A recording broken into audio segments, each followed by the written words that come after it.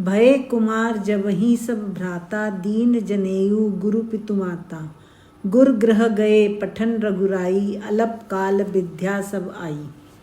फिर समय आया कि वो चारों भाई जवान हुए। फिर उनका उपनयन संस्कार या यज्ञोपवीत संस्कार किया गया, जिसे जनेऊ संस्कार भी कहते हैं। वो तब होता है जब बालक को गुरुकुल में पढ़ने के लिए भेजा जाता है। जनेऊ तो एक सूत का धागा ही होता है, पर वह जीवन को बहुत नियमों में बांध देता है। जैसे हाथी के ऊपर महावत हाथी को अंकुश से चलाता है, इसी प्रकार जनेऊ विद्यार्थी के लिए एक अंकुश के समान होता है। उसका मन इधर उधर ना जाए, पढ़ाई में लगा रहे। श्री रघुनाथ जी और उनके भाइयों को गुरुकुल में विद्या पढ़ने के लिए भेजा गया और थोड़े ही समय में उन्होंने सब विद्याएं सीख ली। जाकी सहज श्वास श्रुतिचारी, सो हरि पढ़ ये कौतुक भारी। विद्या विनय निपुण गुण सीला, खेलहि खेल सकल नृप लीला। चारों वेद उनकी ही सांस से निकले हुए हैं। अब वो उनको ही पढ़ने के लिए गुरुकुल में गए हैं। ये बड़े अचरज की बात है। यही उनकी लीला है कि पूरे संसार को लगे कि वो हमारे जैसे ही हैं। वो नियम के अनुसार चलते हैं। उन्होंने कोई चमत्कार नहीं दिखाया, पर फिर भी उनमें और हम में बहुत गुणों का अंतर था। हमारे ऊपर मुसीबतों से लाख गुना ज़्यादा मुसीबत भगवान राम पर आई। फिर भी उन्होंने सब मुसीबतों को जहाँ तप यज्ञ जोग मुनि करहीं, अति मारीच सुबाहु डरहीं। देखत यज्ञ निशाचर धावहीं, करहीं उपद्रव मुनि दुख पावहीं। जब भी विश्वामित्र ऋषि यज्ञ या जप करते थे, तब सुबाहु और मारीच नाम के दो राक्षस आकर उस यज्ञ को भंग कर देते थे और उन राक्षसों के आतंक से वे बहुत डरे हुए थे। ये दोनों रावण के सेनापति थे और उसके ही निर्देश पर वो सब आतंक करते थे। वो राक्षस जैसे ही दिखते थे कि यह शस्त्रधारी रूप देखकर जीव ही नहीं निर्जीव भी मोहित होते हैं। ये सब भाई जिन अयोध्या की गलियों में खेलते हुए निकलते थे, उन गलियों के सब स्त्री और पुरुष प्रेम में मुग्ध हो जाते थे और ठिठक के रह जाते थे। कौशलपुर बासी नर नारी, वृद्ध अरुबाल, प्राणहु ते प्रिय लागत सब, कहूँ राम कृपाल। ये कृपालु राम को सब अयोध्यावासी प्राणों से भी ज़्यादा प्रेम करते थे। वहाँ के रहने वाले स्त्री पुरुष बूढ़े और बालक सबको राम जी बहुत प्यारे थे, क्योंकि वो बहुत कृपा करने वाले थे।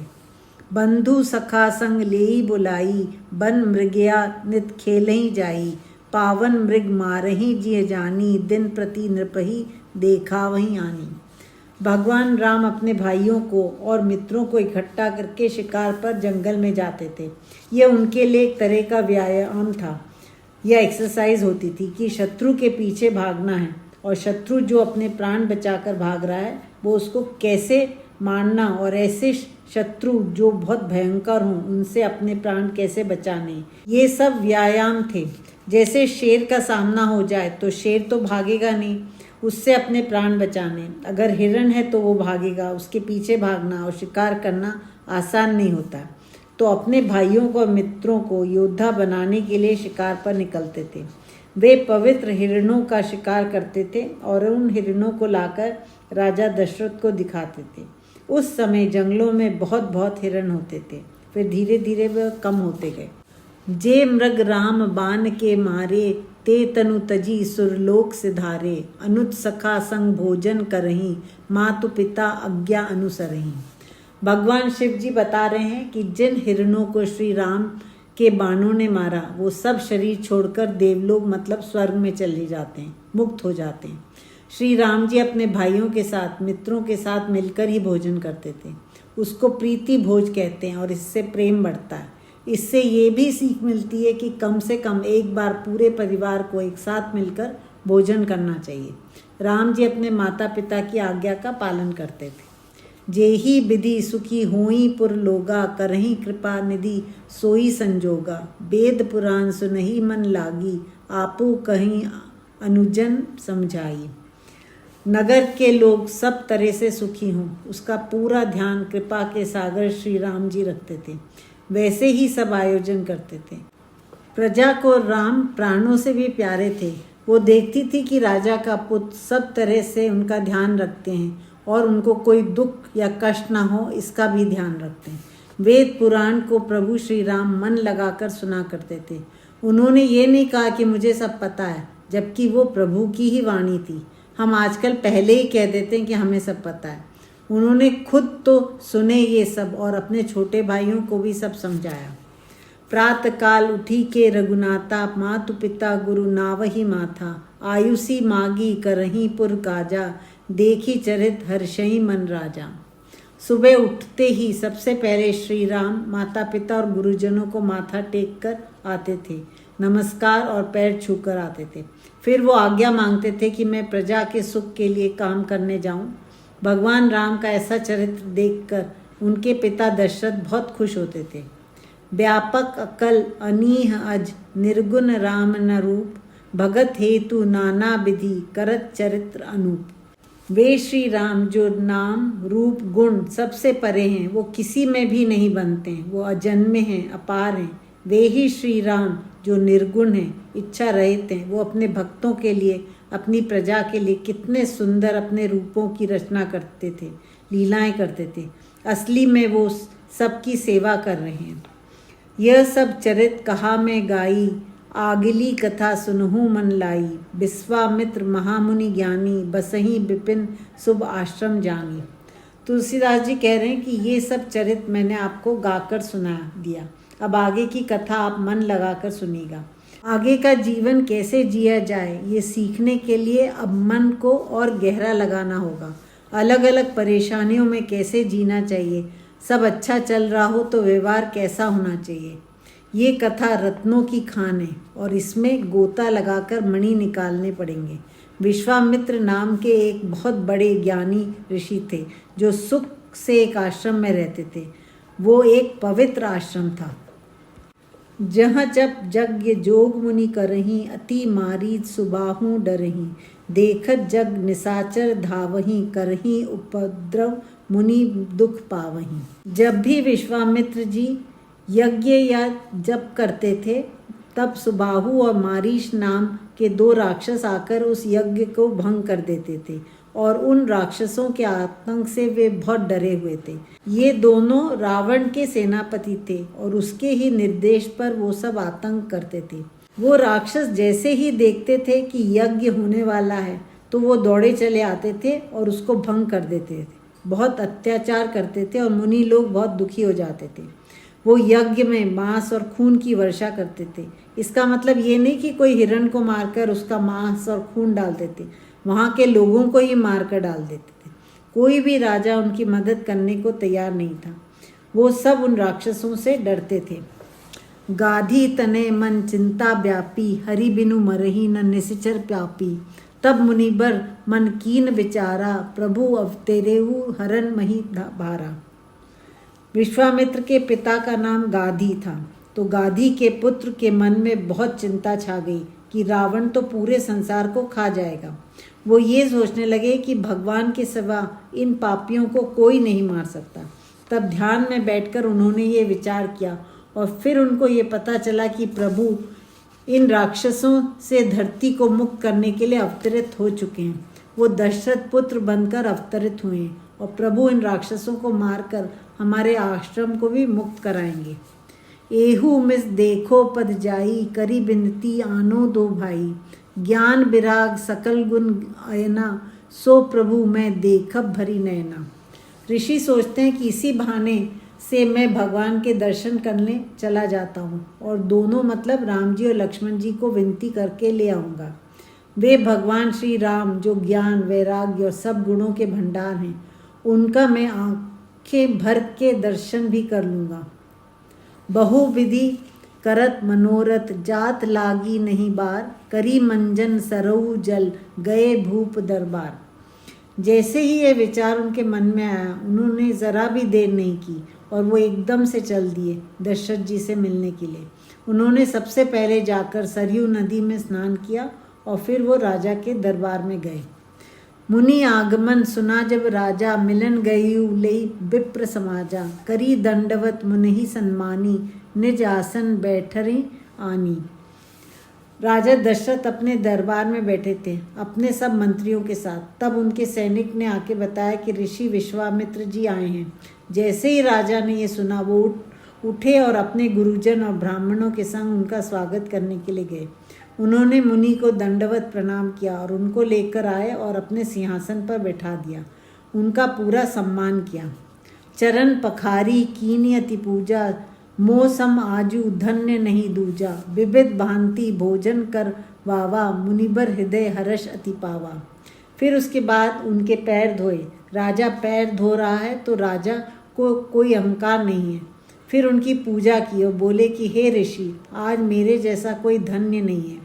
मेरे समान सौभाग्यशाली कोई और है ही नहीं, जिसे आपके जैसे महात्मा के पैर पखारने का सौभाग्य मिला है। फिर उनको तरह तरह के भोजन करवाए।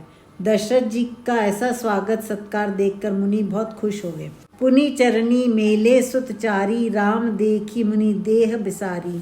भय मगन देखत मुख शोभा, जनु चकोर पूरन ससी लोभा। उसके बाद राजा ने अपने चारों पुत्रों को बुलाया और उनके चरणों में डाल दिया, मतलब उनके शरण में डाला कि उनको आप आशीर्वाद दीजिए। श्री राम जी को देखते ही विश्वामित्र जी अपनी सुध बुध खो बैठे। राम जी की मुख की शोभा देखते ही वो मग्न हो गए, क्योंकि उनको राम जी में श्री हरि ही दिखाई दिए और वो ऐसे देख रहे थे जैसे चकोर पक्षी पूरे चंद्रमा को देखता ही रहता है, क्योंकि वो उसको बहुत प्रेम करता है। जैसे जैसे चंद्रमा घूमता जाता है, चकोर पक्षी वैसे वैसे अपनी मुंडी फेरता जाता है।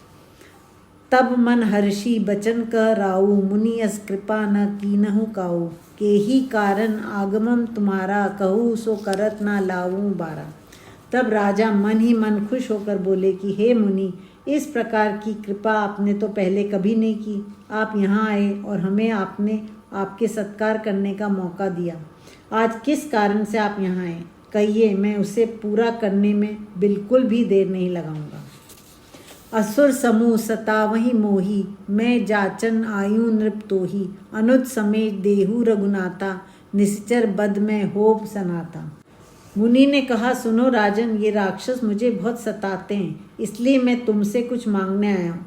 तुम श्री राम को उसके छोटे भाई के साथ दे दीजिए। जब वो राक्षसों को मार देंगे तब मैं सुरक्षित हो जाऊंगा।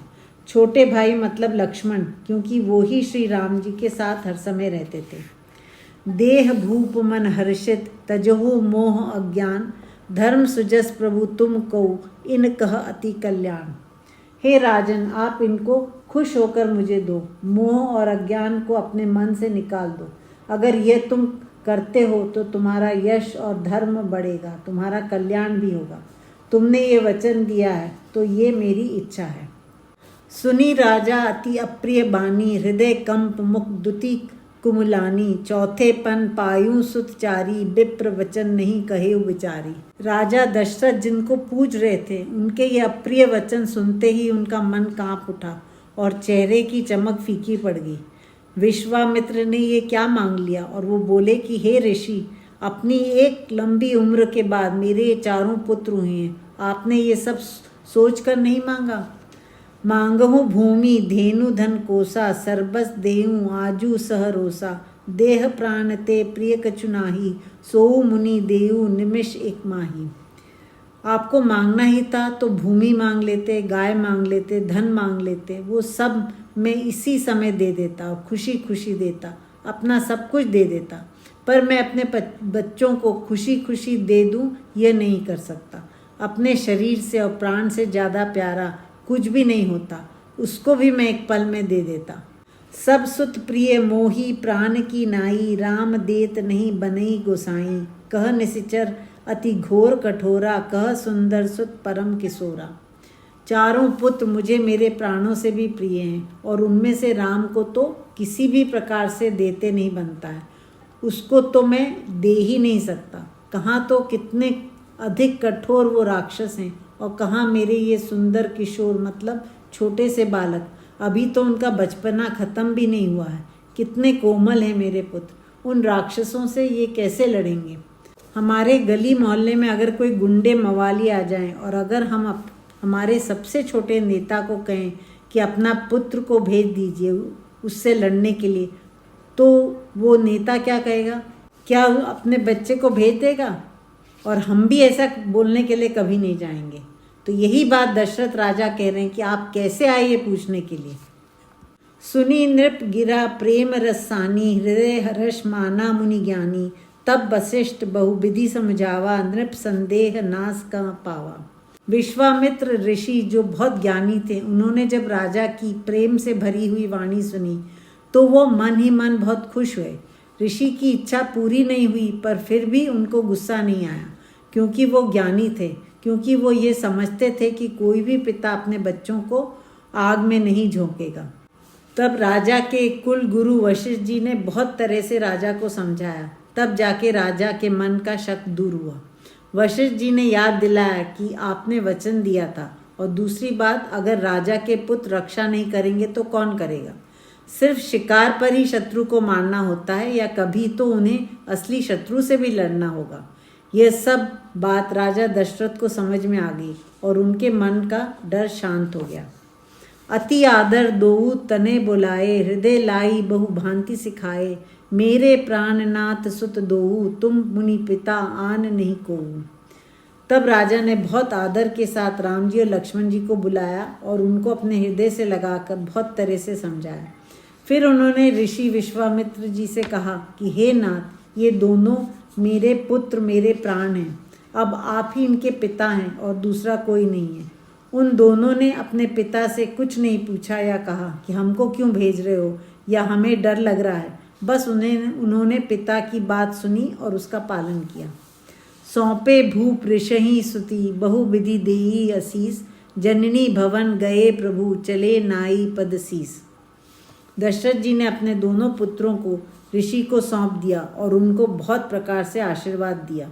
पिता की आज्ञा लेकर राम जी अपनी माता के महल में गए और उनके चरणों में अपना सिर नवाया और उनको नमस्कार किया और आशीर्वाद लिया।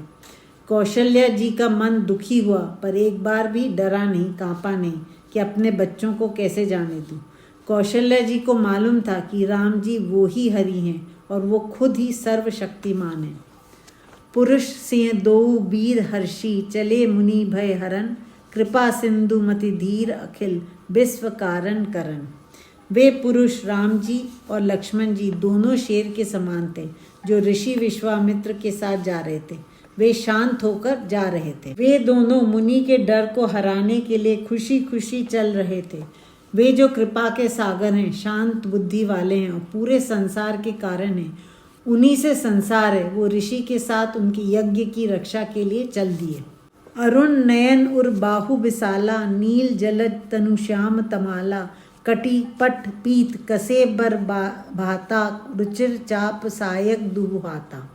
श्री राम जी की आंखें लाल जैसे कि कमल और बाहु विशाल हैं, चौड़ी छाती, और उनका शरीर नीला था जैसे कि तमाल का पेड़ हो या नील कमल हो। उन्होंने कमर में पीले कपड़े से सुंदर तरकस कसा हुआ था, जिसमें तीर रखे जाते हैं। दोनों हाथों में बहुत ही सुंदर धनुष और बाण थे।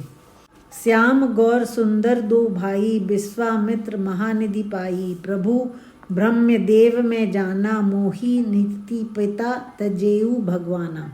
ये दोनों भाई, एक श्याम का रंग मतलब नीला रंग और दूसरे गौर मतलब सफ़ेद रंग के थे।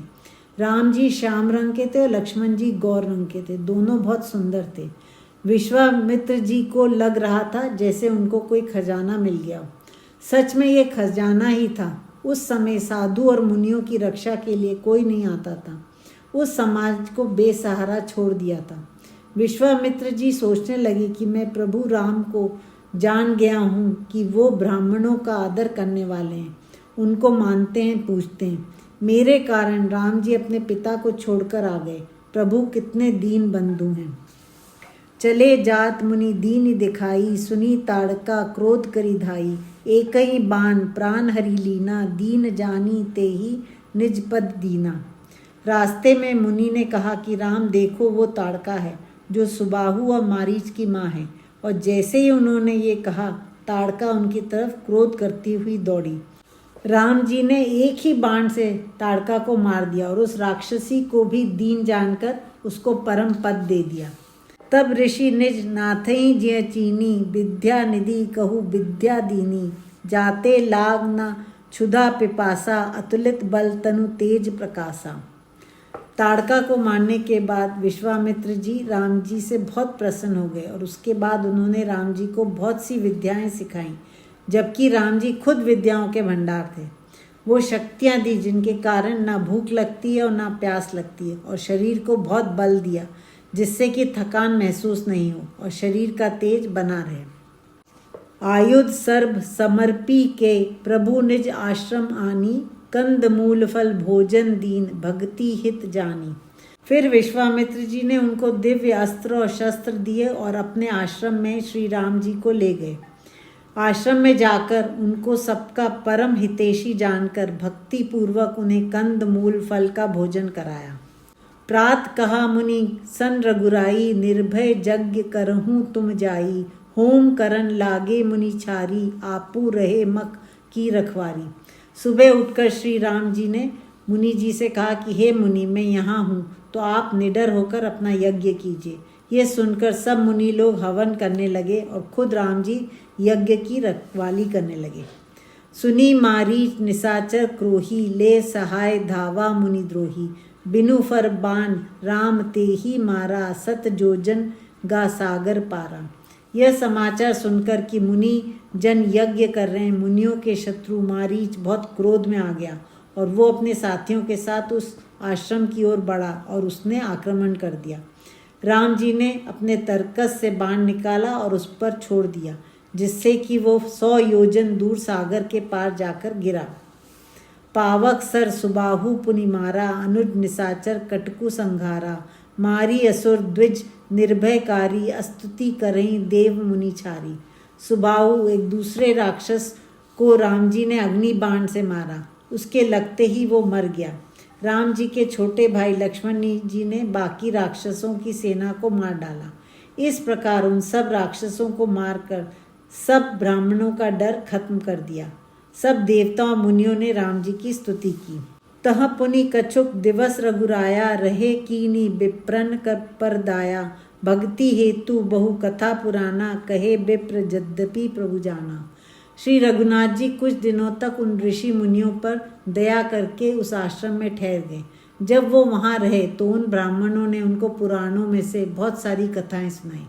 राम जी वो कथाएं सब जानते थे, फिर भी उन्होंने वो शांति से सुनी। तब मुनि सादर कहा बुझाई, चरित एक प्रभु देखई जाई, धनुष यज्ञ सुनि रघुकुल नाथा, हर्षि चले मुनि बर के साथा।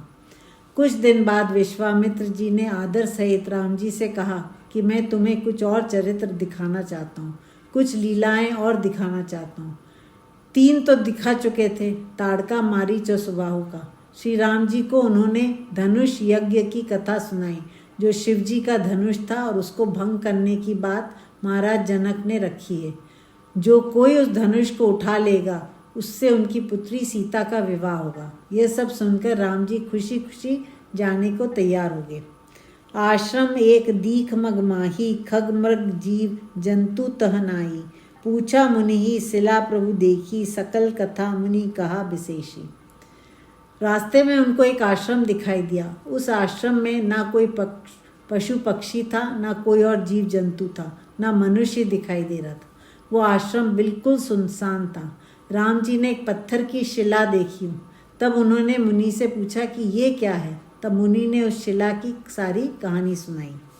गौतम नारी श्राप बस, उपल देह धरी धीर, चरण कमल रज चाहिती कृपा, करहूँ रघुवीर। गौतम मुनि ने अपनी पत्नी अहिल्या को श्राप दिया था, जिसके कारण वो ये पत्थर की शिला बन गई है। तब से अहिल्या आपका इंतज़ार कर रही है कि कब राम जी आएंगे और कब वो अपने चरण कमलों की धूली मुझ पर लगाएंगे और मैं फिर अपने रूप में आ जाऊंगी।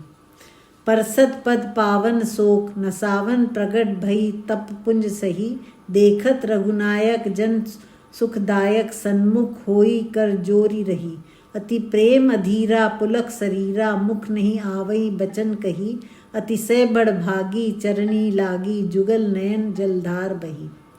राम जी ने अपने पवित्र और दुख को नाश करने वाले चरणों से जैसे ही छुआ, अहिल्या अपने रूप में प्रकट हो गई और भगवान राम जो भक्तों को सुख देने वाले हैं, उनके आगे वो हाथ जोड़कर खड़ी हो गई। अत्यंत प्रेम से वो कांपने लगी। उसका शरीर पुलकित हो गया और उसके मुंह से कुछ बोल निकल ही नहीं रहे थे। वो अपने को भाग्यशालिनी समझने लगी कि प्रभु खुद चलकर आए मुझको श्राप मुक्त करने के लिए। वो कितने दीन दयाल हैं। और वो राम जी के चरणों में लिपट गई और उसके आँखों से प्रेम और आनंद की धार बहने लगी। धीरजी मन कीना प्रभु कहूँ चीना, रघुपति कृपा भगति पाई, अति निर्मल बानी अस्तुति ठानी, ज्ञान गम्य जय रघुराई। मैं नारी अपावन प्रभु जग पावन, रावण रिपु जन सुखदाई, राजीव बिलोचन भव भय मोचन, पाही पाही सरनहि आई। फिर अहिल्या ने अपने मन में धीरज धरा और अत्यंत निर्मल वाणी से बोली कि हे प्रभु ज्ञान के सागर, आपकी जय हो जय हो। मैं अपवित्र स्त्री हूँ और हे प्रभु आप जगत को पवित्र करने वाले हैं, रावण के शत्रु हैं और जन जन को सुख देने वाले हैं।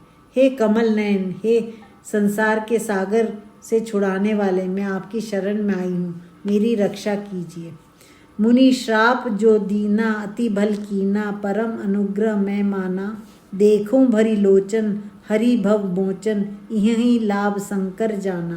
बिनती प्रभु मोरी मैं मति भोरी, नाथ न मांगो बर आना, पद कमल परागा रस अनुरागा, मम मन मधुप करे पाना। उसने आगे कहा कि मेरे पति मुनि गौतम ने मुझे जो श्राप दिया था अच्छा ही किया था। मैं तो बहुत उनकी आभारी हूँ कि उन्होंने ऐसा किया, क्योंकि इसी कारण से संसार से छुड़ाने वाले श्री हरि आपको आना पड़ा और मैं आपके दर्शन कर सकी, आपको आंख भर भर कर देख पाई। इसी दर्शन को शंकर जी सबसे बड़ा लाभ समझते हैं। हे प्रभु मेरी बुद्धि बड़ी भोली है, मुझे अक्ल नहीं है, तो मैं आपसे कोई वर नहीं मांग रही हूँ, पर मेरी आपसे एक ही विनती है कि मेरा मन रूपी भंवरा आपके चरण कमलों की धूल पर ही मंडराता रहे, उसका प्रेम रूपी रस का सदा पान करता रहा। जेही पद सुर सरिता परम पुनीता, प्रगट भई शिव शीस धरी, सोई पद पंकज जेही पूजत अज, मम सिर धरेयु कृपाल हरि। एही भांति सिधारी गौतम नारी, बार बार हरि चरण परी, जो अति मन भावा सो बरु पावा, गे पति लोक आनंद भरी। आगे वो कहती कि हे प्रभु जिन चरणों से परम पवित्र गंगा जी निकली हैं और फिर जिन्हें शिवजी ने अपने सिर पर धारण किया है, उनमें मेरा मन लगा रहे। वे आपके चरण कमल जिनको ब्रह्मा जी पूजते हैं और उन्हीं चरण कमलों को आपने मेरे सिर पर रख दिया, उनमें ही मेरा मन लगा रहे। इस प्रकार अहिल्या राम जी की स्तुति करती रही और बार बार प्रभु के चरणों में गिर जाती थी, जो उसके मन को बहुत ही अच्छा लग रहा था। प्रभु से वर पाकर गौतम की पत्नी अहिल्या आनंद में भरी हुई अपने पति के लोक में चली गई। अस प्रभु दीन बंधु हरि कारण रहित दयाल, तुलसीदास ते ही भजू छाड़ी कपट जंजाल। तुलसीदास जी कहते हैं कि प्रभु श्री रामचंद्र जी ऐसे दीन बंधु हैं, वो बिना ही कारण दया करने वाले हैं। एक तो होता है कि मांगने पर दया होती है, पर श्री राम तो बिना कारण ही दया करते हैं। मनुष्य एक दूसरे पर तो कोई शर्तों पे ही कृपा करता है, प्रेम या मदद करते हैं, पर राम जी बिना शर्तों पे कृपा करते हैं। उनकी पूजा नहीं करें या उनके लिए अच्छे शब्द भी नहीं बोलें, फिर भी कृपा करते हैं बिना किसी भेदभाव के। तो ऐसे हैं श्री राम। तुलसीदास जी अपने मन से कहते हैं कि हे मेरे जिद्दी मन, तू राम का भजन कर, उसमें डूब जा, पर संसार के कपट और झंझटों को छोड़कर भजन कर। चले राम लक्ष्मण मुनि संगा, गए जहाँ जग पावनी गंगा, गादी सुनू सब कथा सुनाई, जेही प्रकार सुरसरी मही आई। राम जी और लक्ष्मण जी मुनि के साथ चल दिए। वे वहाँ पहुँचे जहाँ सबको पवित्र और पावन करने वाली गंगा जी बहती थी। विश्वामित्र जी ने उन्हें वो पूरी कथा सुनाई कि कैसे देव नदी गंगा धरती पर आई। तब प्रभु ऋषिन समेत नहाए, विविध दान मही देवनी पाए, हर्षी चले मुनि वृद्ध सहाया, बेगी विदे नगर निराया। तब प्रभु सब ऋषि मुनियों के साथ गंगा जी में नहाए और फिर भगवान राम ने ब्राह्मणों मुनियों को बहुत सा दान दिया और उनकी पूजा भी की। उसके बाद सभी लोग प्रसन्न होकर जनकपुरी को चल दिए और जल्दी ही वो उसके पास पहुंच गए। अगली बार गंगा जी धरती पर क्यों आई और कैसे आई उसकी कथा सुनाऊंगी।